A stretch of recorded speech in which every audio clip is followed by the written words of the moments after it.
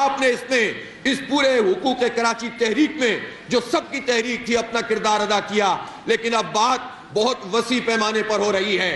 اب پورے پاکستان کے لوگ اس ماڈل کے مطابق اپنا حق چاہتے ہیں، اور یہ چاہتے ہیں کہ پورا پاکستان ایک مخصوص طبقے کے خلاف اٹھ کر کھڑا ہو جائے، وہ طبقہ اشرافیہ جو ہر حکومت میں ہوتا ہے۔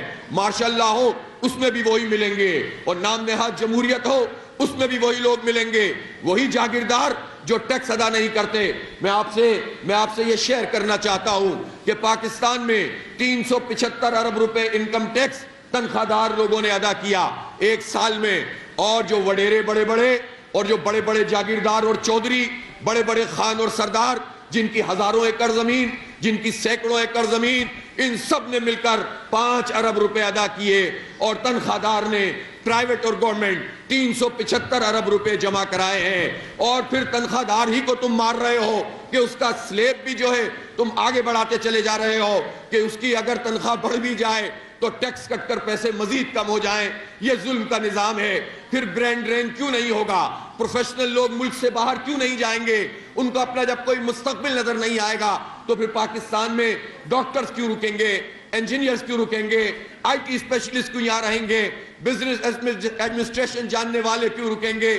اور اسی طرح چارٹرڈ اکاؤنٹنٹ، ان کو آپ کیسے روک سکتے ہیں؟ اس لیے ان سب کا مسئلہ ہے، اور اس ظالمانہ سلیب کے خلاف ہم نے فیصلہ کیا ہے کہ ہم اسلام آباد ڈی چوک پر بیٹھ جائیں گے انشاءاللہ تعالی۔ اور یہ بھی میں کہنا چاہتا ہوں کہ حکومت نے اگر رکاوٹ ڈالنے کی کوشش کی تو پھر یہ دھرنا ان کو بہت مہنگا پڑ سکتا ہے۔ ابھی تو ہم اس لیے نہیں جا رہے کہ حکومت کو گرانا ہے، لیکن اگر انہوں نے ہمیں ہمارے آئینی حق سے روکنے کی کوشش کی، جمہوری حق سے روکنے کی کوشش کی، پرامن دھرنے کو روکنے کی کوشش کی، واضح طور پر کہنا چاہتا ہوں کہ پھر یہ تحریک حکومت گراؤ تحریک میں بھی تبدیل ہو سکتی ہے۔ اور جب جماعت اسلامی کوئی تحریک چلائے گی تو اس کو روکنا آسان نہیں ہوگا، اس کو مینیج کرنا آسان نہیں ہوگا، اس کو تقسیم کرنا آسان نہیں ہوگا، اس کے لوگوں کو خریدنا آسان نہیں ہوگا۔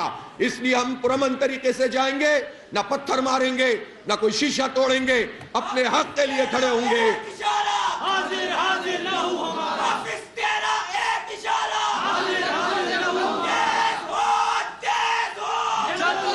ہم یہ چاہتے ہیں کہ یہ جو پیٹرول کی قیمت پہ یہ بھاری بھرکم ٹیکسز اور لیوی لگائی گئی ہے، اس کو واپس لیا جائے۔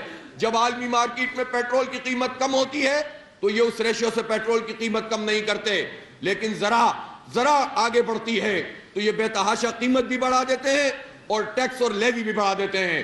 یہ ظلم عوام کے اوپر قابل قبول نہیں ہے، اس کو ختم کرنا پڑے گا۔ ہم کراچی کے انڈسٹری کے لوگوں سے ملتے ہیں، انڈسٹری والے پریشان ہیں، انڈسٹریز بند ہو رہی ہیں، روزگار تباہ ہو رہا ہے، لوگ مزدور کہاں جائیں، کام کرنے والے کہاں جائیں، اور یہ سرمایہ جو انڈسٹری میں لگنا چاہیے پھر یہ پاکستان سے باہر لوگ منتقل کرتے ہیں، کہیں اور انڈسٹری لگانے کی کوشش کرتے ہیں۔ کیسی نالائق حکومت ہے کہ اپنے سرمایہ کو پاکستان میں رکھنے کے بجائے ایسے حالات بنا رہے ہیں کہ یہاں سے سرمایہ بھی جائے اور برین بھی چلا جائے۔ اس لیے یہ قابل قبول نہیں ہے، بہت تماشا ہو گیا ہے، کوئی آواز ملک میں موجود نہیں ہے، لیکن جماعت اسلامی عوام کی آواز بن رہی ہے الحمدللہ۔